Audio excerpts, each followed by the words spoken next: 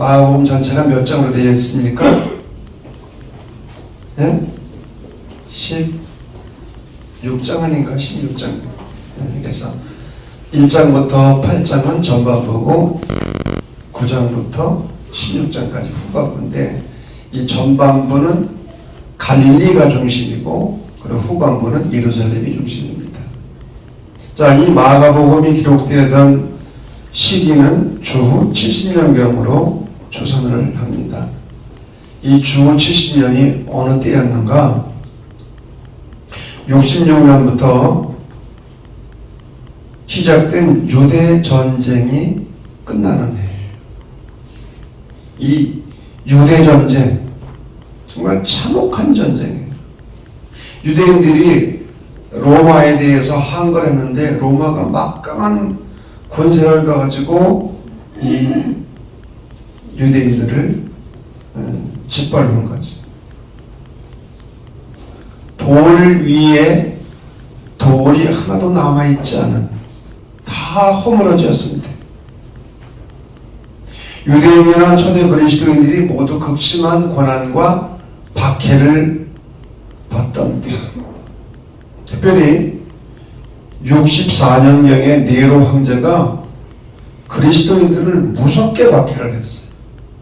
이 네로가 좀 정신병이 있는 사람이거든요. 로마 시내에 불을 지르고 실을 읊었어요.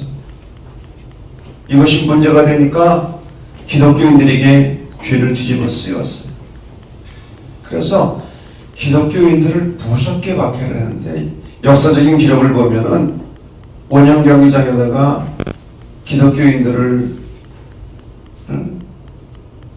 데려다 놓고 짐승의 가죽을 사람에게 쓰이는 거예요. 두들겨 패기도 하고, 사자들이 와서 잡아먹도록 하기도 하고.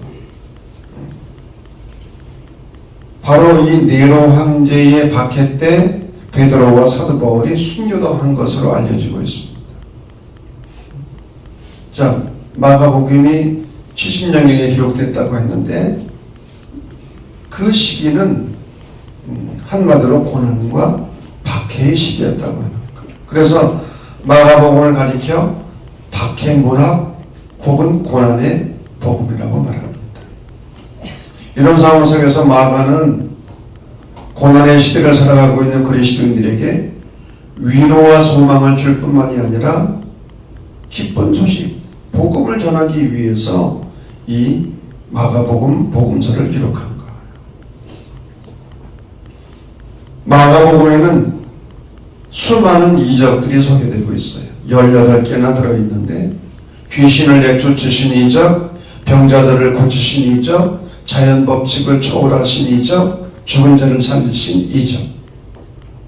이적 혹은 기적이라 하는 말이 뭔가? 사전적 의미는 상식을 벗어난 기이하고 놀라운 일, 인간의 이성이나 과학으로는 이해할 수 없고 증명할 수 없는 일들입니다. 여러분, 우리는 사실 매일매일 기적을 경험하고 사는 거예요.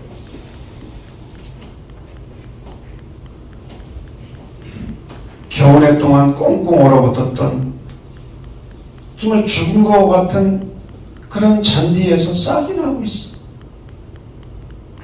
어디서 그 생명이 나오는지.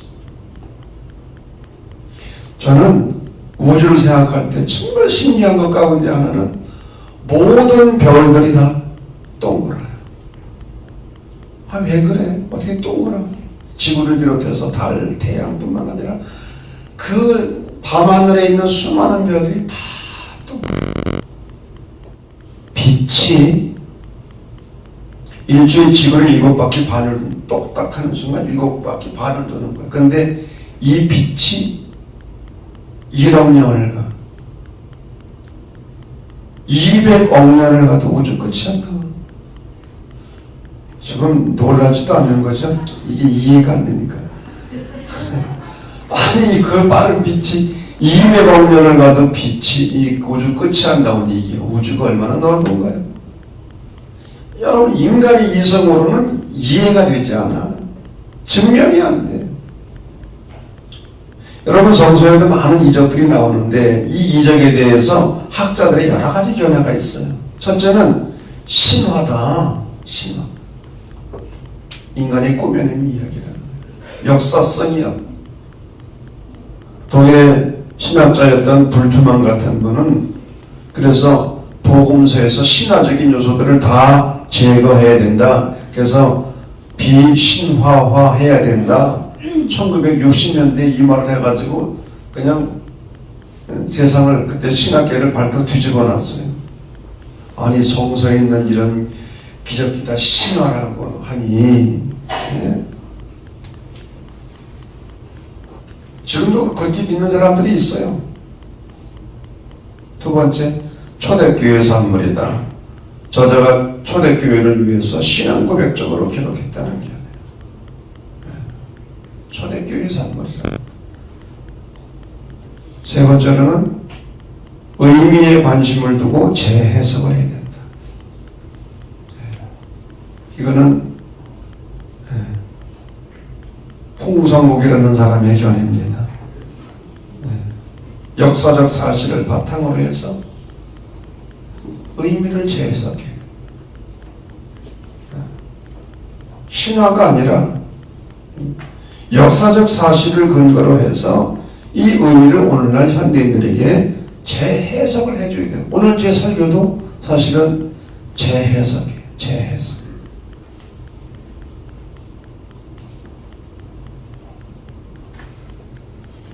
마가는 이적들을 통해서 예수 그리스도가 귀신을, 자연을, 질병을 그리고 죽음까지도 지배하시는 하나님의 아들이심을 강조합니다. 그리고 예수 그리스도를 통해서 임재하시는 하나님의 나라, 하나님의 통치를 전하는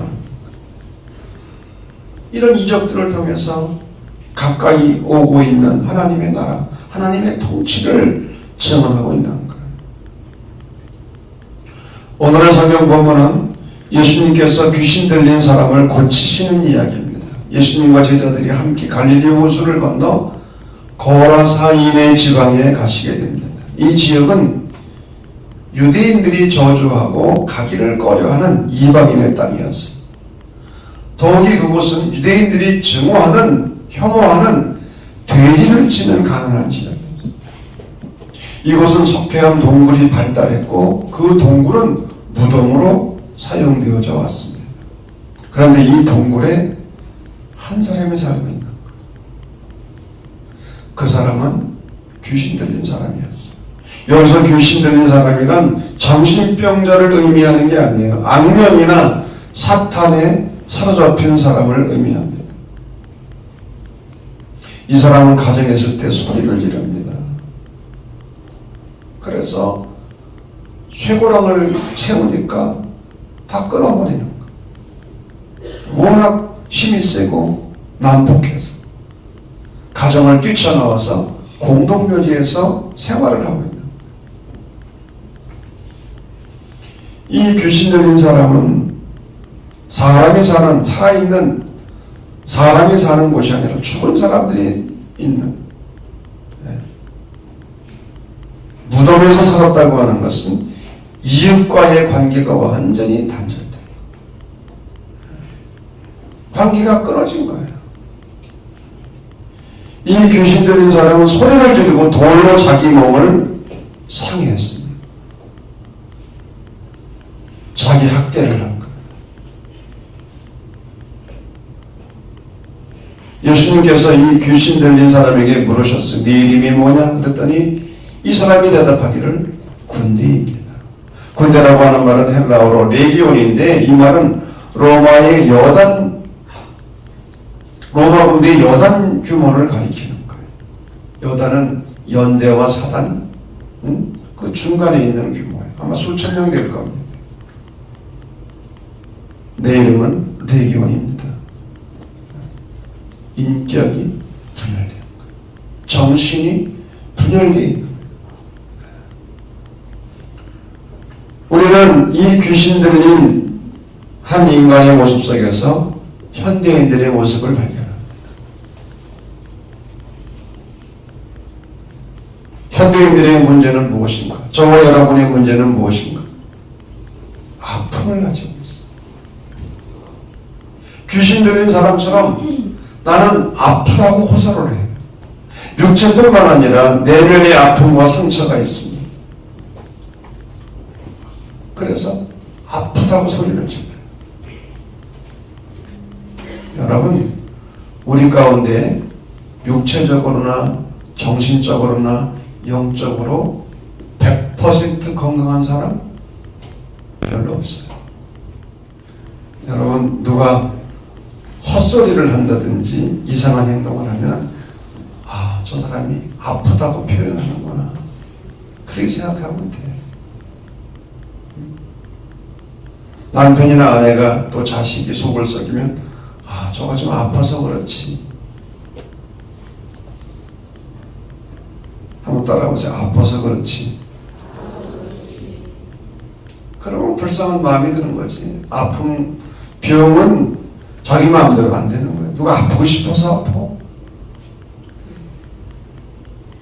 다 아픔을 가지고 있어요.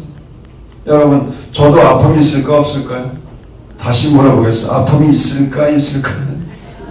하나도 아파. 힘들어. 상처가 많아요.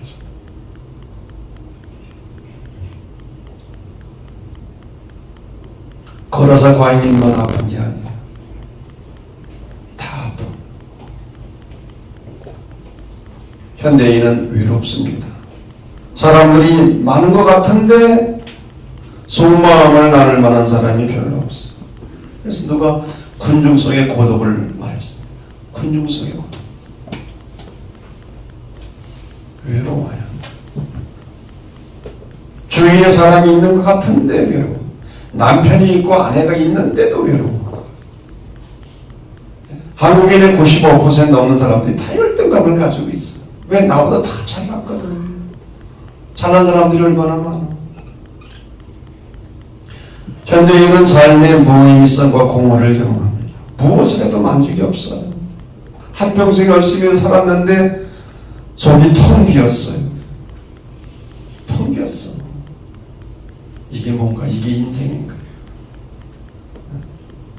특히 우리 여자들이 사춘기를 보내면서 빈 둥지 증후군을 겪는데 새끼들도 둥지를 다 떠나가고 텅 비어 있는 거야. 텅 비었어. 공허. 현대인의 삶의 특징은 한마디로 불안입니다. 불안해요. 어떤 대상이 있는 것도 아닌데 무엇인가 안정되지 못하고 초조해지는 감정. 왠지 불안해요. 나폴레옹은 힐이라고 하는 분이 7가지 불안을 말했는데 경제적 가난에 대한 불안, 경제적 돈에 관한 문제죠. 실패에 대한 불안, 질병에 대한 불안, 사랑 상실에 대한 불안, 늙음에 대한 불안, 자유 상실, 죽음에 대한 불안. 이런 불안들을 다 가지고 있다. 독일의 신학자였던 폴 틸리는 3가지 불안을 얘기했습니다. 죄로 인한 도덕적 불안, 죽음으로 인한 존재론적 불안, 삶의 무의미성과 허무로 인한 정신적 불안. 이런 불안을 겪고 있다. 요즘에 또 다른 불안의 요소가 있는데 2가지입니다. 돈 문제. 돈 때문에 불안한 거예요. 노후를 어떻게 보내야 되나. 사업 문제. 요즘 경기가 계속 어려워지고 있는데 어떻게 될 건가. 급변하는 시대. 여러분, 미래 시대의 특징이 하나 있어요. 미래 시대는 어느 누구도 예측할 수 없다. 어떻게 세상이 변할지. 세상이 급변하는데 아무도 예측을 못해. 어떻게 되어갈지.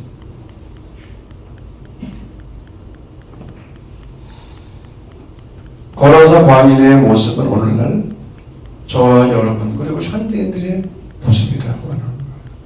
그런데 오늘 성경 본문을 보면 이 무덤에서 비인간적인 삶을 살아가고 있는 고라사의 광인에게 그리스도께서 찾아가셨어요. 이 성경 보면 앞부분을 보면 예수님께서 풍랑을 헤치고 갈릴리 호수를 건너가시는 장면이 나오거든요. 예수님은 이 고라사의 광인을 찾아가신 거예요. 배를 타고 풍랑과 싸우면서 갈릴리 호수를 건너서 이 귀신 들린 자를 찾아가셨고 이 귀신 들린 자에게서 악령을 내어쫓고 그래서 그의 인간성을 회복시켜주고 인간의 가치를 회복시켜주십니다.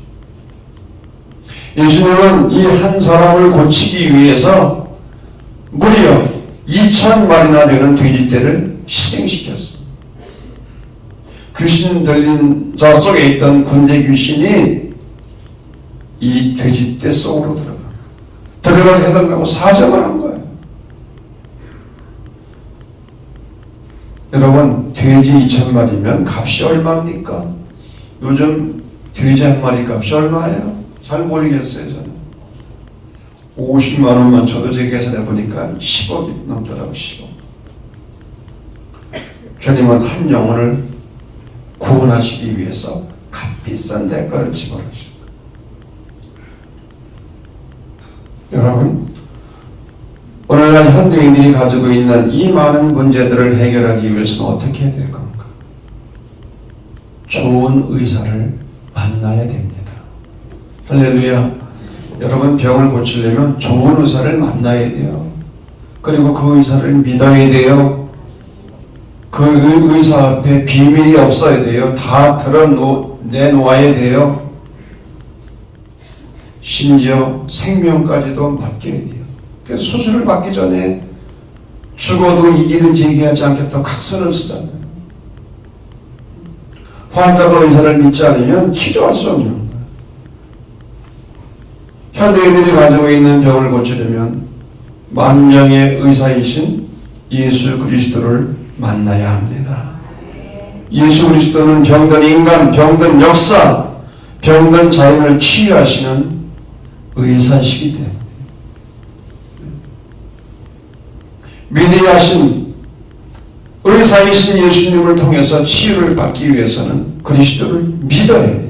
주 예수를 믿어라. 그리고 십자가를 통해서 우리가 죄 용서를 받아야 돼요. 하나님의 사랑을 내가 깨닫고 경험해. 그리고 주님께 우리의 모든 짐들을 내려놓고 우리의 삶 전체를 위탁해. 수고하고 무거운 짐진 자들아 다 내게로 오라. 내가 너희를 편히 쉬게 하리라. 주님께 내 인생을 위탁하고 주님의 말씀에 순종해야 됩니다. 그럴 때 우리의 존재가 변화되고 치유의 역사가 일어나게 되는 줄로 믿습니다. 왜냐하면 하나님의 영이신 성령은 우리를 고치시고 우리를 하나 되게 하시는 영이기 때문에 그렇습니다. 우리가 하나님의 은혜를 받고 성령을 받게 되면 우리의 인격이 하나가 되고 온전하게 되는 거예요.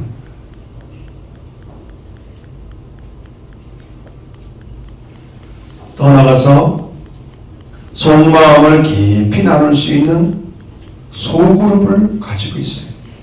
그 소그룹 속에 속해 있어야 돼요. 왜? 소그룹은 여러 가지 탁월한 기능을 가지고 있습니다. 돌봄입니다. 자신을 돌보고 서로를 돌보는. 소그룹은 외로운 사람들에게 안정감을 주고 소속감을 줍니다. 여러분들이 평촌감리교회에 소속되어 있다고 하는 것은 정신적으로 큰 안정감을 주는 거예요. 아멘. 나는 평촌감리교회라고 하는 이 공동체에 내가 소속되어 있다. 주일날만 되면 갈 곳이 있다. 아멘. 갈 곳이 있는 거예요. 갈 곳이. 또 소그룹은 일반화 요소가 있어요. 뭐냐? 나만 문제가 있는 줄 알았는데 이야기를 나누다 보니까 다른 사람도 문제가 있어. 네? 다른 사람도 문제가 있어. 그래서 안정감을 느끼는 거예요. 소그룹은 인간 상호관계 학습이 일어납니다. 서로를 통해서 배우는, 장점을 통해서 배우고 단점을 통해서. 소그룹은 모방의 효과가 있어요. 아, 그래. 좋은 걸 보고 배워야지. 배우는 거예요. 따라가는 거예요. 가장 중요한 것은 소그룹 속에는 치료 요소가 있어요. 그런 것들을 카타르시스라고 그러는데, 자기의 그 속마음을 다 드러내놓고 오히려 안정을 찾고 평온을 찾는 거예요. 그래서 마음이 치료가 되는 거야. 네? 그러려면 자기 자신을 다 노출해야 돼. 노출을 시켜야 되는 거예요. 가장 중요한 것. 이 소그룹 공동체의 기초는 예수 그리스도시라는 거예요. 우리의 밑바닥에는 상처 입은 치유자이신 예수 그리스도가 계시다는 거예요. 할렐루야.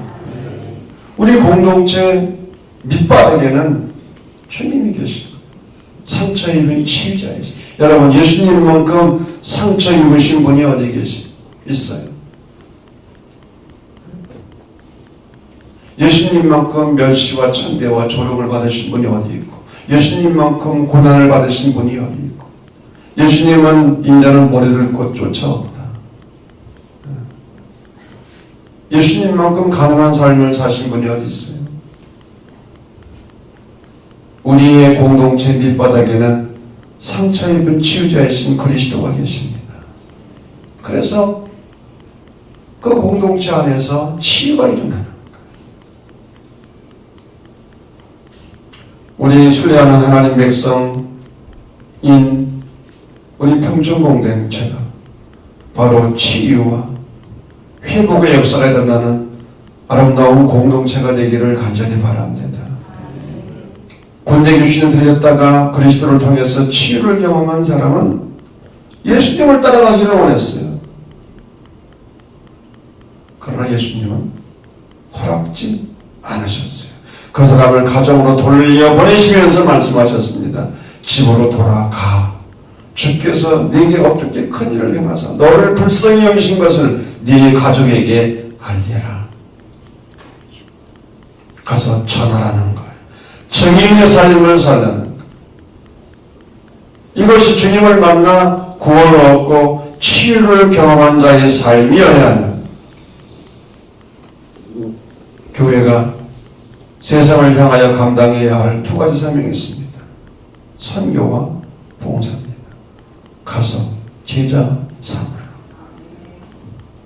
디아코니아, 섬김의 삶을 살라는 거예요. 하나님의 아들로서